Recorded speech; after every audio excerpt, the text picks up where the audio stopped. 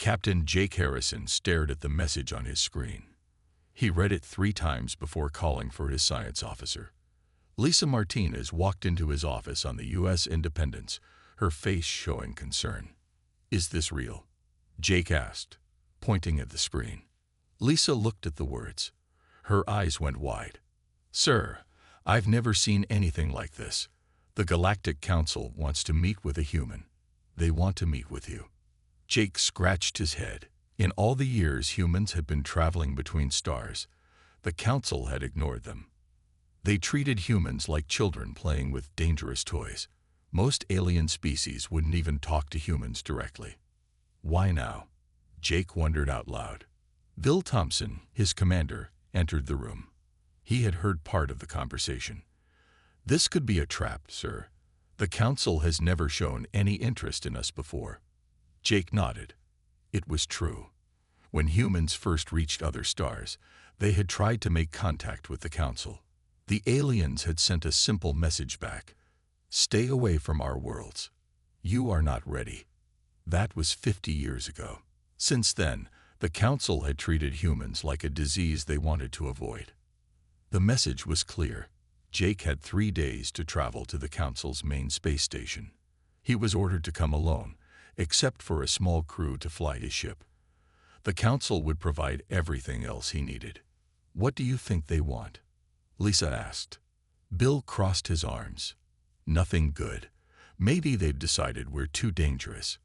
Maybe they want to tell us to go back to Earth and stay there." Jake thought about this. It was possible. Humans had been expanding fast. They had built colonies on 12 worlds in just the last 20 years. Some alien species had complained about human noise and aggression. "We have to go," Jake said finally. "This might be our only chance to talk to them. Maybe we can change their minds about us." The next day, the Independence left its station near Mars. The crew was nervous. Everyone knew this was a big moment for humanity. Jake picked his best people for the trip. Lisa would handle all the science questions. Bill would watch for any tricks or traps. Sam Rodriguez would keep the engines running perfectly. The journey took them through space most humans had never seen. They passed giant alien ships that ignored them completely. They saw strange worlds covered in light. Everything looked so advanced compared to human technology. When they reached the Council station, Jake couldn't believe how huge it was. It looked like a metal moon floating in space. Ships from hundreds of different species flew around it like busy insects. Each ship looked different. Some were smooth and silver. Others had strange shapes that hurt to look at. "Incoming message," Lisa announced. An alien voice filled the bridge. It sounded cold and mechanical. "Human ship, you are expected. Follow our guide to Docking Bay 7000. Do not deviate from the path. Do not scan our station. Any violations will result in immediate destruction." Jake felt his stomach tighten. The aliens weren't being friendly at all. They were treating him like a criminal coming to trial. A small alien ship appeared next to them. It looked like a flying crystal. Without saying anything, it started moving toward the station. Jake followed, keeping his ship exactly behind the guide. As they got closer, Jake could see more details. The station was covered in lights and moving parts. Alien ships landed and took off constantly. Everything looked so organized and perfect. "Permission to speak freely, sir?" Bill asked. "Go ahead." "I don't like this. Look at how they're treating us. We're like children being brought to the principal's office." Jake knew Bill was right. The aliens weren't showing any respect for humans. They were probably planning to lecture him about human behavior. Maybe they would threaten to destroy any human ship that left Earth's solar system. The docking bay was enormous. Their ship looked tiny inside it. Alien workers quickly attached cables and tubes to the Independence. They moved fast and didn't look at the humans inside. Jake watched through the window as robots built a clear tunnel from his ship to the station. Everything was designed to keep him separated from the aliens. He was like a zoo animal being moved from one cage to another. "Well," Jake said, straightening his uniform, Let's see what the most powerful beings in the galaxy want with little old us. He just hoped they would listen before they decided humanity's fate. The council chamber was beyond anything Jake had imagined. The ceiling stretched so high he couldn't see the top. Hundreds of alien beings sat in curved rows that formed a giant circle. Each species looked different and strange. Some had tentacles instead of arms. Others glowed with their own light. A few looked like living rocks or metal. Jake walked slowly across the smooth floor toward the center. His footsteps echoed in the massive space. He felt tiny compared to everything around him. The aliens watched him with various types of eyes. Some had dozens of eyes. Others had skin that seemed to see without eyes at all. A guard with 4 arms and silver skin led Jake to a small platform in the middle of the chamber.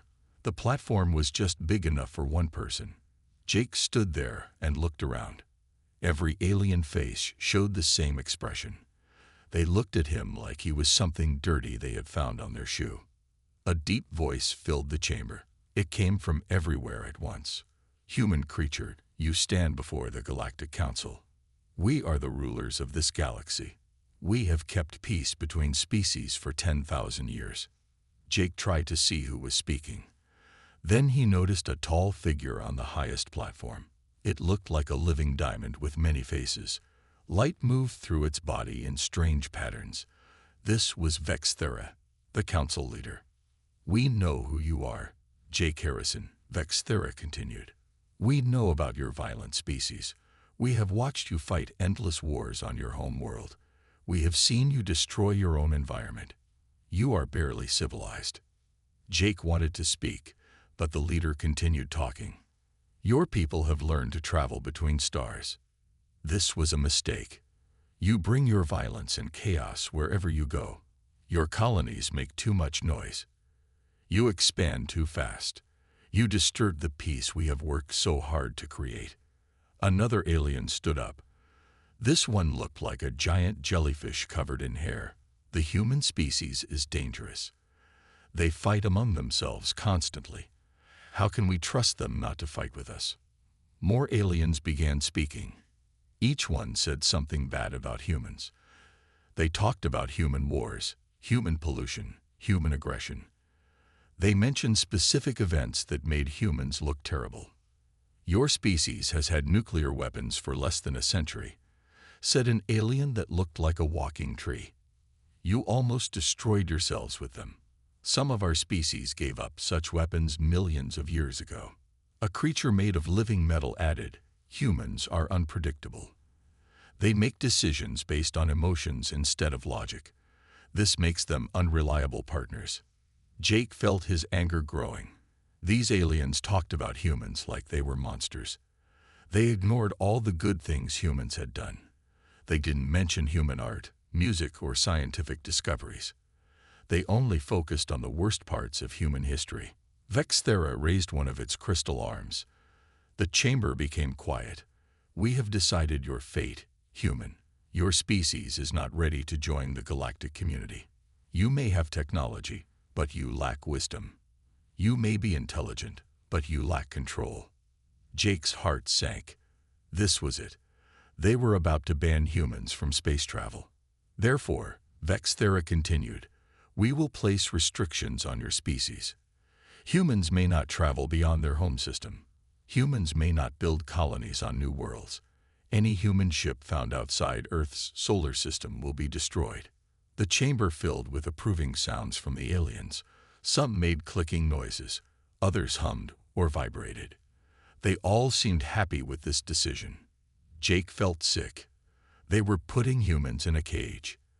They were treating Earth like a prison planet. Humans would be stuck forever in one small corner of the galaxy. "Do you have anything to say before we make this official?" Vexthera asked. The question sounded like a joke. The alien clearly didn't expect Jake to change anything. Jake took a deep breath. He had come here hoping for cooperation. Instead, he found prejudice and fear. The aliens had already decided humans were evil. They didn't want to listen to anything Jake might say. But Jake wasn't ready to give up. He looked around the chamber at all the alien faces. Somewhere in this room, there might be one alien willing to listen. Maybe he could plant a seed of doubt about their decision. "I have something to say," Jake said clearly. His voice echoed in the huge chamber. Many aliens laughed or made scoffing sounds. They thought a human had nothing important to tell them. They were about to learn they were wrong. Jake stood tall on the platform. He looked around the chamber at all the alien faces staring at him. Most of them looked bored. A few seemed amused. None of them expected him to say anything important. "You judge my species," Jake began, his voice steady. "You say we are violent. You say we are dangerous. You say we are not ready to join your galactic community." The chamber was quieter now. Some aliens leaned forward in their seats. "Yes, humans have fought wars," Jake continued. "Yes, we have made mistakes. But we have learned from those mistakes. We have grown. We have changed." An alien with 8 arms made a snorting sound. "You still fight among yourselves, human. Your people cannot even agree on simple things." Jake nodded. "That's true. But our differences make us stronger. When humans disagree, we discuss. We debate. We find new solutions. You see chaos. I see creativity." Back on the U.S. Independence, Chris Baker watched the proceedings on the ship's screen. His hand moved closer to the weapons controls. The other crew members gathered behind him, all watching their captain face impossible odds. "Tell them about our achievements," Lisa whispered, even though Jake couldn't hear her. Jake seemed to read her thoughts. "You focus on our wars, but you ignore our peace.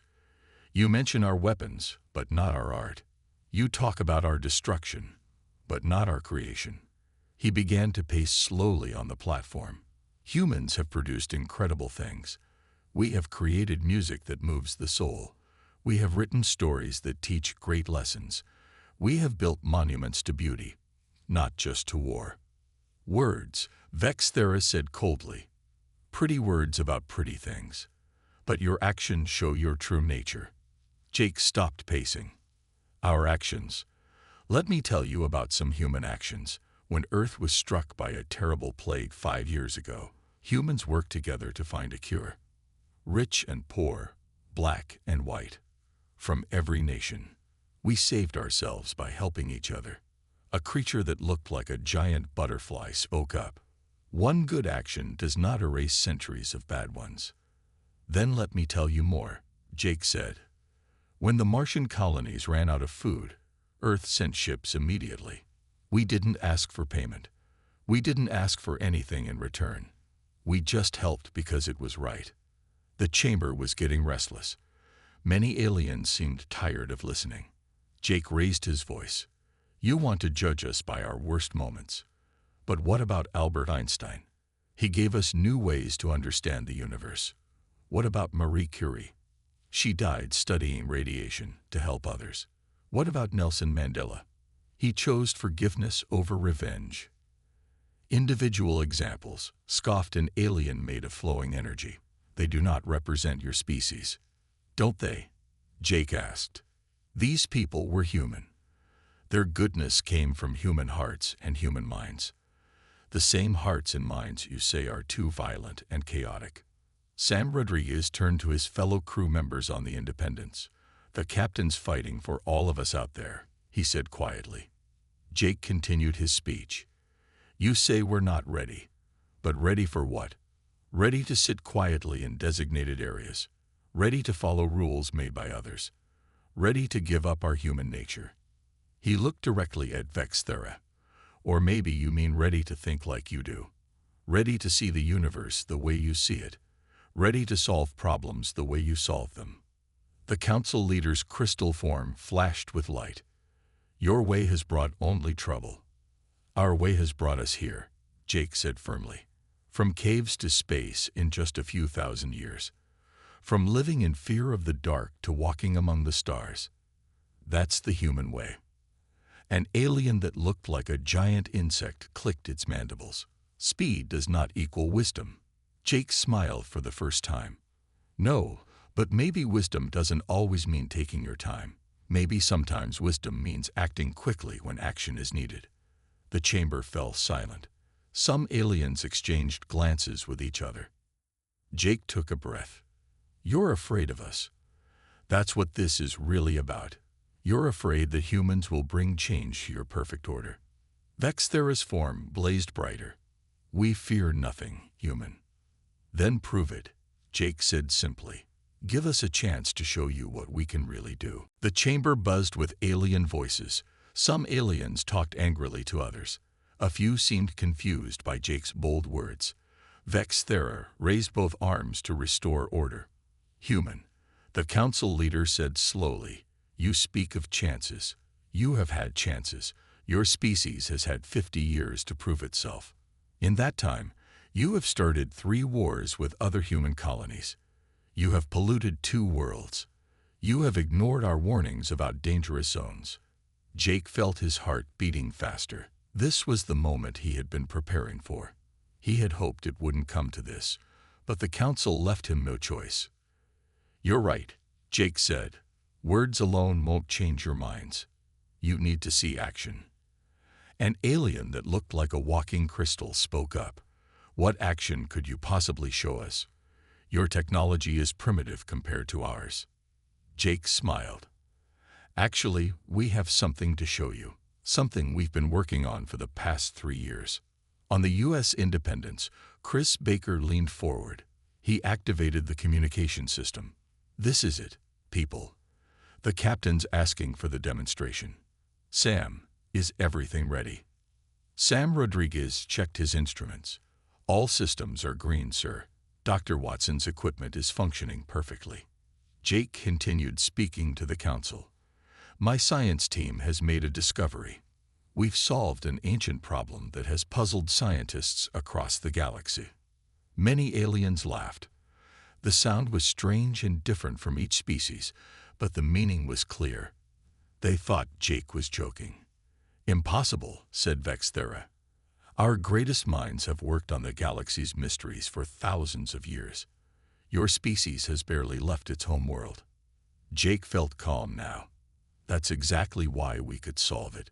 We're not trapped by old thinking. We see things differently." An alien shaped like a giant spiral made a whooshing sound. "This is entertainment now. The primitive human thinks he can teach the galaxy's wisest beings." "Maybe," Jake said.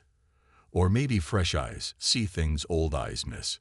Vexthera's crystal body flashed with different colors. "Very well, human. We will observe your demonstration.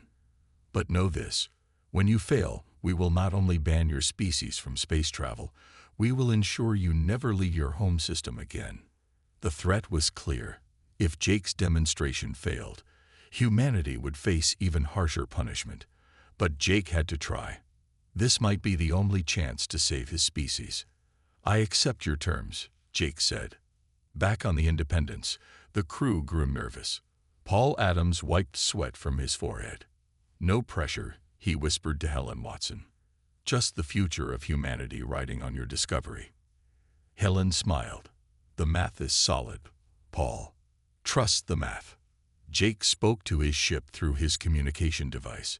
"Independence, prepare the demonstration. Show them what we've learned." "Ready when you are, Captain," Chris Baker replied. Jake looked around the chamber one more time. "Honored members of the Galactic Council, for thousands of years, you have studied the barriers between dimensional space. You know that these barriers weaken over time. You know that eventually, they will fail completely." Several aliens shifted in their seats. This topic made them uncomfortable. "You've tried every approach," Jake continued. "You've used quantum stabilizers. You've attempted force field reinforcement. You've created buffer zones. Nothing works for more than a few decades." Vexthera's voice turned sharp. "How do you know about our dimensional research? That information is classified at the highest levels." Jake paused. "We know because we found signs of your experiments in empty space. Broken quantum fields, failed stabilizer arrays. The evidence is everywhere, if you know how to look." The chamber fell silent. No one had expected a human to discover their most secret research. "The truth is," Jake said quietly, "your galaxy is dying. The dimensional barriers will collapse completely within 100 years. When that happens, this universe will tear itself apart." An alien that looked like living water made a gurgling sound of fear. Jake straightened his shoulders. "But we've found the solution, and we're ready to show you how to save everything." The council chamber erupted in chaos. Aliens jumped from their seats. Some made angry noises.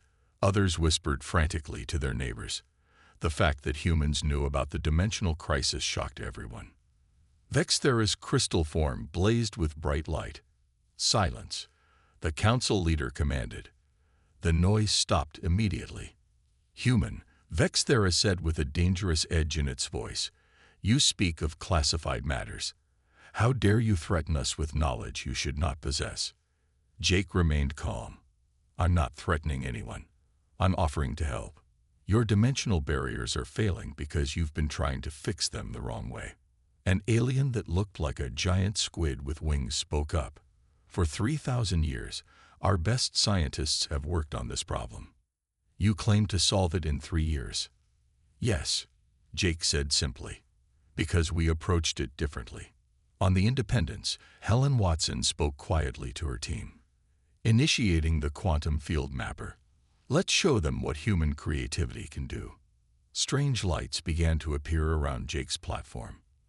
The lights formed complex patterns in the air. They showed mathematical equations that most aliens had never seen before. A creature made of living gas floated closer to examine the equations. "These formulas, they're completely new. Where did you get them?" Jake smiled. "We created them. When your scientists hit a wall, they tried to break through it. We went around it." The lights changed color and showed a 3-dimensional model of space itself. Everyone could see the cracks in reality where dimensions met. The cracks were spreading like breaks in glass. "Your method tries to strengthen the barriers," Jake explained. "You pour energy into them, hoping to make them last longer. But that's like trying to hold back an ocean with a bucket." More patterns appeared. These showed what the human approach would do instead. Helen Watson's voice came through Jake's communicator so everyone could hear. "Traditional methods work against the natural flow of dimensional energy. We work with it instead." An ancient alien that looked like a living tree made creaking sounds. "Explain this approach." Jake gestured to the lights around him. "Dimensional barriers don't fail because they're weak. They fail because they're fighting against something stronger. We found a way to redirect that force instead of resisting it." The equations became more complex. They showed how dimensional energy could be channeled through special conduits, like water flowing through pipes. Paul Adams added from the ship, "Instead of holding the barriers in place, we create controlled openings. This releases pressure without causing catastrophic failure." Vexthera moved closer to the display. "This is impossible. Energy cannot simply be redirected on such a scale." "Watch," Jake said. The lights suddenly stopped showing equations. Instead, they showed real space around the council station. But this wasn't normal space. It was dimensional space, showing all the hidden layers that existed between reality. Everyone could see it now. The barriers between dimensions were thin and cracked. Some areas were already breaking apart. It was worse than most aliens knew. Then the human technology activated. Thin streams of energy began flowing through the cracks. Instead of trying to seal them, the streams guided the dimensional pressure away from critical areas. The cracks stopped spreading. The dangerous zones became stable. Within minutes, the entire area around the council station showed solid dimensional barriers for the first time in decades. The chamber fell silent. Every alien stared at the display. They had just watched humans do something they thought was impossible. An alien made of pure thought sent a message directly into everyone's minds. "How? How did you learn to do this?" Jake looked around the chamber. He had their attention now. "Because when we saw your failures, we didn't assume you were stupid. We assumed you were thinking about the problem in the only way you knew how." He paused to let that sink in. Humans are good at thinking differently. It's one of our so-called weaknesses. We don't always follow logical paths. Sometimes we leap to conclusions that don't make sense until they work. Vexthera's voice shook slightly. You've stabilized the barriers around our station, but this is just one area. The galaxy is enormous. Jake nodded. You're right, which is why we're going to show you how to build stabilizers for the entire galaxy. The council chamber had never been so quiet. Thousands of the galaxy's most powerful beings stared at the dimensional display in shock. The human technology was working. It was actually working. An elderly alien that looked like a walking mountain spoke first. In my 6,000 years of life, I have never seen dimensional barriers this stable. Other aliens began murmuring among themselves. The tone was completely different now. They weren't laughing at humans anymore. They were scared, confused, and amazed all at once. Vexthera studied the display carefully. How long have you known about our dimensional crisis? Jake stayed calm. 3 years. When our deep space telescopes detected quantum decay signatures, we investigated. It didn't take long to figure out what was happening. An alien made of blue energy pulsed brighter. And you developed this solution in just 3 years. Frank Collins spoke from the Independence. The human brain works differently than most alien minds. We don't always follow logical steps. Sometimes we make crazy connections that somehow work. Jake nodded. When our scientists studied your failed experiments, they noticed patterns you missed. Not because you're not smart, but because you were thinking inside the problem. We thought outside it. A creature that looked like a living plant swayed nervously. Show us these patterns you found. The display changed again. It showed recordings of alien experiments from across the galaxy. Jake could see how uncomfortable this made the council members. They thought these experiments were secret. You see, Jake explained, every species tried the same approach. Pour more energy into the barriers. Make them thicker. Make them stronger. But that's like trying to prevent a flood by building higher walls. Amanda Foster's voice came through clearly. The dimensional energy has to go somewhere. When you block it in one place, it builds pressure somewhere else. Eventually, the weakest point breaks. The display showed exactly this happening. Energy pushed away from one area would appear in another. The problem just moved around instead of being solved. Humans have dealt with this kind of problem before, Jake said. On Earth, we learned to manage floods by creating overflow channels. We work with the water instead of against it. Bruce Campbell added technical details. Our solution creates controlled pathways for dimensional energy. The energy flows where we want it to go instead of building up pressure. A gas-based alien floated closer. You mentioned failures in our experiments. How did you access classified research? Jake smiled. We didn't break into your computers. We just looked at the evidence you left behind. Failed experiments leave traces in space. We found hundreds of them. The truth was hitting the council hard. Their most secret research wasn't secret at all. Any species smart enough could piece together what they were doing. Vexthera's crystal body flickered. You said you could stabilize the entire galaxy. Prove this claim. Already working on it, Jake said. Show them the grid, Bruce. The display expanded to show the whole galaxy. Red areas marked where dimensional barriers were failing. Yellow areas showed where they were weak. Green areas were stable. There wasn't much green on the map. Our computer models show the galaxy has 70 to 90 years before complete collapse. Jake explained. But with our technology, we can fix everything. New lines appeared on the map. They connected star systems in a complex pattern. We need to build stabilizer stations at these points, Jake continued. Each station will handle dimensional flow for an entire sector. The stations will work together to manage energy across the galaxy. An insect-like alien clicked excitedly. The mathematics are elegant. Why didn't we think of this approach? Frank answered honestly. Because you've been trying to fight the natural order. Humans are used to working with chaos. We've learned to guide it instead of controlling it. The council members exchanged worried glances. Jake could see them realizing the truth. Without human help, their entire civilization would end. But there was more. The display showed something else. Red dots marked locations where humans had already started building stabilizers. Vexthera's voice shook with anger. You built these without permission. You entered council space illegally. Jake stood straighter. We built them to save everyone, even you. The council chamber exploded with angry voices. Aliens stood up and shouted. Some waved tentacles and arms in the air. Others made threatening sounds that didn't translate into any human language. Vexthera's crystal form blazed with red light. This is an outrage. You violated our borders. You built installations in our space without permission. This is an act of war. Jake remained calm as chaos surrounded him. He waited for the noise to die down. When it did, he spoke clearly. We violated your borders to save your lives. An alien that looked like a giant crab clacked its claws. Who gave you the right to decide what we need?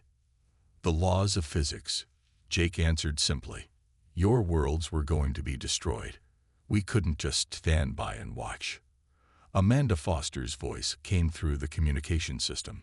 We've run the calculations 1,000 times. Without our stabilizers, the first dimensional collapses would have started in the Vorthen sector in 6 months. A snake-like alien with multiple heads asked nervously. The Vorthen sector? Yes, Jake confirmed. Home to 40 billion of your people. The chamber fell quiet again. The Vorthen sector was one of the oldest and most populated areas in the galaxy. Bruce Campbell provided more details. Our models show the collapse would spread from there. 6 sectors would be destroyed in the first year. Half the galaxy would be gone within 50 years. Vexthera flickered between different colors. You expect us to simply accept that you're helping us. This could be some elaborate human trick. Jake shook his head. Look at the data yourself. Send your own teams to check our calculations. Everything we've told you can be verified. An alien made of living plasma pulsed brightly. Even if this is true, you still broke our laws. You entered our space without permission. You're right, Jake admitted. We did break your laws, because following them would have meant letting billions of innocent beings die. The council members looked uncomfortable. They were caught between anger and fear. Jake could see them struggling with the truth. Dr. Helen Watson's voice filled the chamber. We tried to contact you 3 years ago. We sent messages explaining the crisis and offering our help. You ignored every communication. Jake nodded. We even included our research data, mathematical proof of the problems, detailed explanations of our solutions, but you wouldn't listen to humans. An ancient alien that looked like a floating jellyfish spoke slowly. We receive many communications. Most are from species wanting attention or resources. So you ignored us, Jake said. While the galaxy was dying, you ignored the only species that could save it. Sam Rodriguez added more information. We had to make a choice. Follow your rules and watch everything die, or break your rules and save everyone. The chamber buzzed with whispered conversations. Aliens who had been angry moments before now looked worried. Vexthera finally spoke again. Show us proof of these communications you claim to have sent. The display changed to show message logs. Dates, times, and contents of every communication humans had tried to send to the council. Everything was there. Humans had tried to warn them for 3 years. An alien that looked like a giant praying mantis touched its triangular head with a thin arm. We have no record of receiving these messages. Jake raised an eyebrow. Maybe someone didn't want the council to see them. Maybe someone thought humans weren't worth listening to. Council members began looking at each other suspiciously. Someone had hidden the human messages. Someone had decided humans weren't important enough to bother the council with their warnings. Vexthera was silent for a long moment. The crystal being finally spoke. What do you want from us, human? Jake took a deep breath. This was the moment everything would change. We want partnership, he said clearly. Equal partnership. not as junior members who follow orders, not as a species that needs supervision, as equals who share the responsibility of protecting this galaxy. The chamber was completely quiet now. Jake continued, "We're already saving your worlds. Your people live because of human technology built with human hands. We're not asking for gratitude. We're asking for respect." He paused and looked around the chamber. "We want a place on this council, a voice in the decisions that affect everyone. We've earned it." The silence stretched for what felt like forever. Jake could hear his own heartbeat. The weight of humanity's future pressed down on him. Around him, the most powerful beings in the galaxy wrestled with an impossible choice. Some aliens whispered to each other. Others sat frozen, staring at the dimensional display that showed human technology saving their worlds. A few looked angry, but most just looked scared. An alien shaped like a giant crystal cluster finally spoke. "If we refuse your request, what happens to the stabilizers you've built?" Jake met its gaze steadily. "They keep working. We won't let innocent people die because their leaders made bad choices." A creature made of living water rippled nervously. "And if we accept, what exactly are you asking for?" "Three things," Jake said, holding up his fingers. "First, a permanent seat on the Galactic Council. Humans get the same voice as everyone else." Vexthera's form flickered. "Impossible. Council seats are earned through millennia of proven wisdom." "We've proven our worth," Jake replied calmly. "We saved your galaxy in 3 years after you failed for thousands." He held up a second finger. "Second, humans get full rights to travel and settle where we choose. No more borders, no more restrictions." An insect-like alien clicked angrily. "You want us to let your chaotic species spread anywhere." "Our chaotic species just solved your biggest crisis," Jake pointed out. He raised his third finger. "Third, equal access to council technology and information. No more keeping humans in the dark about galactic affairs." The demands hung in the air like a challenge. Jake could see some aliens getting angry again. Then something unexpected happened. A small alien that looked like a glowing cloud drifted toward the center of the chamber. It spoke in a voice like wind chimes. "I am keeper of the long memory. I have seen the cycles of rising and falling civilizations. In all my eons, I have learned one truth. Those who save lives deserve respect, not demands." The ancient being turned toward Vexthera. "Council leader, this human saved us all. His species did what we could not. Perhaps it is time for the Galactic Council to change." Other aliens began speaking up. A tree-like creature creaked. "The dimensional stabilizers are working perfectly. I have verified this myself." A being made of metal chimed. "My worlds were days from dimensional collapse. Human technology prevented disaster." One by one, more council members spoke. Each confirmed that humans had saved them. Each admitted that the council had been wrong about humanity. Vexthera remained silent as voices rose throughout the chamber. Jake could see the council leader thinking, processing, struggling with the reality of the situation. Finally, Vexthera raised both arms. The chamber fell quiet. "Jake Harrison of Earth," the crystal being said, its voice carrying to every corner of the vast space. Jake straightened, preparing for whatever came next. Vexthera continued, the words coming slowly, carefully. "Your species has done something unprecedented. You have saved us from a fate we could not escape ourselves." The council leader paused, light swirling through its crystalline body. "In 10,000 years of council history, no being has ever, no civilization has ever." Vexthera stopped speaking. Then, to the shock of everyone in the chamber, the most powerful entity in the galaxy stepped down from its high platform. Jake watched in amazement as Vexthera approached his platform. The ancient being reached the edge and then bowed. A deep, formal bow that sent ripples of shock through the assembled aliens. "Human," Vexthera said, its voice thick with an emotion Jake didn't recognize. "The Galactic Council accepts your terms. You have saved us all. You deserve not just respect, but our gratitude." Around the chamber, one by one, every alien began to stand. First the oldest, then the others. Each one bowed deeply toward Jake. Patricia Lewis watched from the Independence, tears in her eyes. "Do you see this?" she whispered to her crewmates. "They're all bowing to the captain." Jake stood in the center of it all, representing not just himself, but every human who had ever looked up at the stars and dreamed of being among them. Finally, those dreams had come true.